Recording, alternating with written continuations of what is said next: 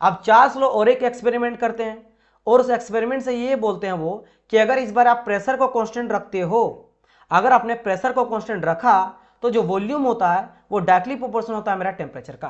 मतलब जैसे जैसे वॉल्यूम बढ़ेगा वैसे वैसे मेरा टेम्परेचर भी बढ़ेगा, जैसे जैसे मेरा वॉल्यूम बढ़ेगा वैसे वैसे टेम्परेचर भी बढ़ेगा।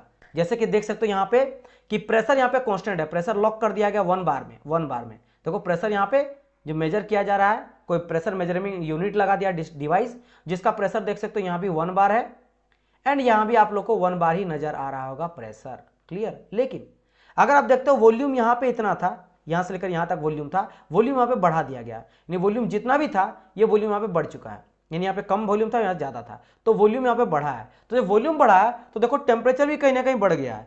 ये रेड कलर से टेम्परेचर दिखा जा रहा है, यहाँ से यहाँ तक का समथिंग टेम्परेचर है, जितना भी था समथिंग एक्स था, तो इसका वैल्यू जो है बढ़ चुका है।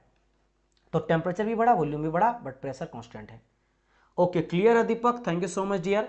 तो यहां से मेरे को ये पता चला, यानी कि फिर उसी तरह से बात आ जाता है कि सर प्रोपोर्शनल हटेगा तो कांस्टेंट जुड़ेगा, तो भी is directly proportional to T, तो इज इक्वल टू करेंगे तो कांस्टेंट एक डाल दो सी एंड टी। तो अब क्या करेंगे, टी को नीचे करेंगे तो v by T equal to constant. But ये तो एक पॉइंट के लिए होगा, जैसे इसी एक पॉइंट के लिए होगा, इस पॉइंट में समथिंग मेरा प्रेशर है, समथिंग मेरा टेम्परेचर है ना, समथिंग मेरा टेम्परेचर है और प्रेशर तो मेरा कांस्टेंट ही है, तो समथिंग मेरा पी है, समथिंग मेरा टी है। लेकिन जब इस पॉइंट में चल गया तो इसका temperature change, sorry volume and temperature होगा ना चेंज, तो वॉल्यूम यहाँ पे चेंज हो गया और यहाँ पे टेम्परेचर भी चेंज हो गया, तो बोल सकते हैं इसको V1 एंड T1, इसको बोल सकते हैं V2 and T2, right, when the pressure remain constant. तो एक प्रोसेस के लिए अगर लिखेंगे तो प्रोसेस के लिए कैसे लिखेंगे, बस चूंकि यहाँ बोला V by T equal to constant, तो हो जाएगा V1 बटा T1 इक्वल टू V2 बटा T2, V2 बटा T2। ये हो गया फॉर अ प्रोसेस, ये लिखा गया फॉर अ प्रोसेस।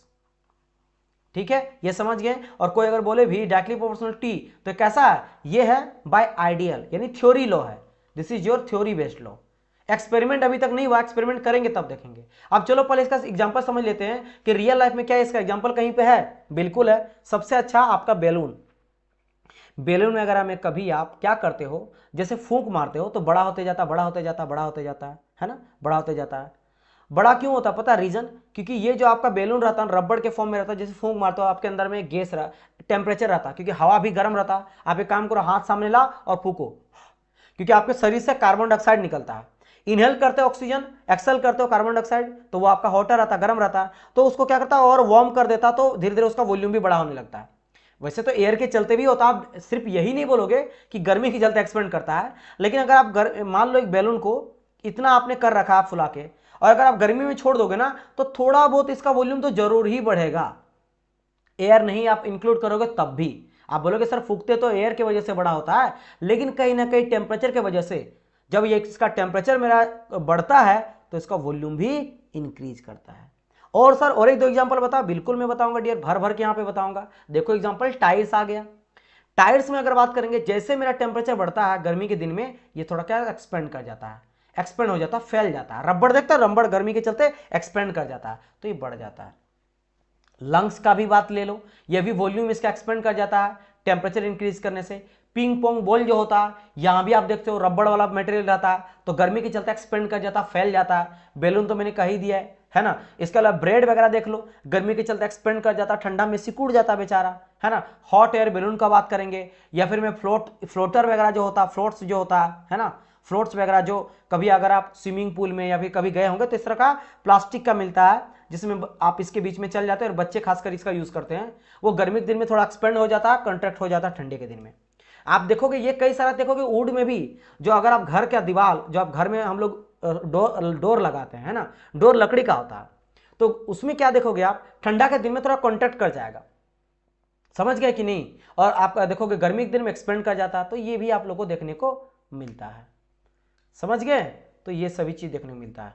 सेम चीज मेटल में भी कई बारी देखने को मिलता है ना, मेटल में भी एक्सपेंशन और कॉन्ट्रैक्शन होता है। खैर यहाँ पे आप चीजें समझ गए होंगे कि इस तरह से ये मेरा काम करता है, रियल लाइफ में भी ये चीज मेरे को फेनोमेना होता है। अब बात करते हैं कि सर आइडियल और रियल में कितना डिफरेंस होता है, वो जरा जान लेते हैं। अब कब ये दोनों मेरा इक्वल होगा वो देख लेते हैं। चलो तो ये देख सकते हो फिर से पीटी इस बार क्यों कि इस बार प्रेशर और टेम्परेचर का ग्राफ लिए हैं, तो फिर से एक मैंने वॉल्यूम लिया हूँ वर्टिकल में, हॉरिजॉन्टल लिया हूँ टेम्परेचर में।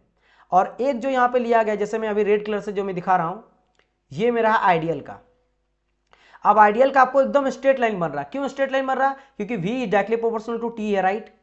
v is directly proportional to t है, इसीलिए, है ना, इसीलिए यस यस यस, वो भी आप एग्जांपल ले सकते हो। v directly proportional to t, तो जैसे जैसे वॉल्यूम बढ़ेगा वैसे वैसे टेम्परेचर बढ़ेगा। जैसे कि मान लेते हैं यहाँ पे मेरा 10 है, यहाँ 20 है, यहाँ 30 है, यहाँ 40 है ना, यहाँ 50 है, यहाँ 60 है, और ये मेरा क्या डिग्री सेल्सियस, सब 10 degree, 20 degree, 30 degree, 40 degree, 50 degree, 60 degree Celsius. और ऊपर में कहीं क्या जा रहा, कुछ ऐसे करके ले लेते हैं एकदम इक्वल इक्वल डिवीजन में, है ना, इस तरह से।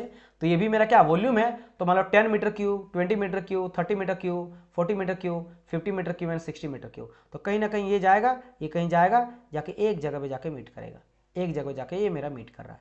फिर ये कहीं जाएगा, यहाँ कहीं गया, यहाँ कहीं जाए, जाके मीट करेगा, ये कहीं गया, ये जाके करेगा, एक जगह जाके मीट करेगा, ये जाके मिलेगा तो एक ही जगह पे, ठीक है। यानी कि इसका अगर लाइन को जहां जहां मीट कर रहा सब कोई, वहां अगर ले लेते हैं इस तरह से, इस तरह से, तो आपका बनता तो है स्ट्रेट लाइन ही। तो जब भी डायरेक्टली प्रोपोर्शनल रहता है वो स्ट्रेट लाइन ही देखने को मुझे मिलता है, क्लियर, ठीक है। और जब इन्वर्सली रहता है तो आप देखिए ग्राफ कुछ कैसा रहता है, इस तरह का रहता है, हमेशा आपको इस तरह का देखने को मिलता है। इस तरह का स्लोप आपको देखने को मिलेगा, एक बढ़ेगा दूसरा घटेगा, तब इस तरह का स्लोप बनता है। ये कभी भी दिमाग लगाना, जब इन्वर्सली रहता है तो ऐसा स्लोप बनता है, और जब दोनों का वैल्यू एक साथ बढ़ता घटता है तो ऐसा स्लोप बनता है, स्ट्रेट लाइन वाला, ठीक है, इतना समझ गए। अब ये जो मैंने बताया, ये अभी बताया कि लॉ वाला है, और लॉ क्या आइडियल है, यानी थ्योरी बेस है, थ्योरेटिकल है लॉ, राइट। अब एक्सपेरिमेंट जब करेंगे, बाय एक्सपेरिमेंट से मेरा जो रियल गैस निकलता है वो देखने को मिला कि भाई साहब ये इतना डिफरेंस है स्टार्टिंग में, जब टेम्परेचर बहुत ही कम रहता है। देखो प्रेशर यहाँ पे क्या, वॉल्यूम तो कम है ही, टेम्परेचर बहुत ही लो है, लो टेम्परेचर में आपका देखने को मिलता है बहुत ही डिफरेंस। जैसे जैसे टेम्परेचर बढ़ाते जाते हैं, बढ़ाते गए बढ़ाते गए बढ़ाते गए बढ़ाते गए बढ़ाते गए, जब वेरी हाई टेम्परेचर आ गया ना, तो दोनों एक लाइन पे एक के ऊपर एक आ गया। इट मीन्स फिर से मुझे पता चला कि हाई टेम्परेचर में रियल गैस और आइडियल गैस एक जैसा हो जाता, क्लोज टू आइडियल, एक जैसा लगभग देखने को मिलता है। तो ये भी उस चीज को प्रूव किया भाई साहब। मतलब ये समझ आया कि कहीं ना कहीं जो मेरा पहले दिया था, बॉयल भाई साहब जो बोले थे वो गलत नहीं बोले थे, वो सही बोले थे। कि बॉयज भी बोले थे कि हाई टेम्परेचर में रियल गैस और आइडियल गैस मोर क्लोज होता है, एक जैसा देखने को मिलता है बिहेवियर। और चार्ल्स लॉ भी ये चीज को प्रूव कर दिया, जब प्रेशर को कांस्टेंट रख के आया, रिजल्ट तो सेम ही आया। क्या सेम आया कि हाई टेम्परेचर में रियल गैस और आइडियल गैस एक जैसा होता है। तो दोनों से इस चीज का ऑथेंटिकेशन मिला कि आइडियल और रियल गैस अलग तो होता है, लेकिन हाई टेम्परेचर में दोनों एक जैसा बिहेवियर को शो करता है।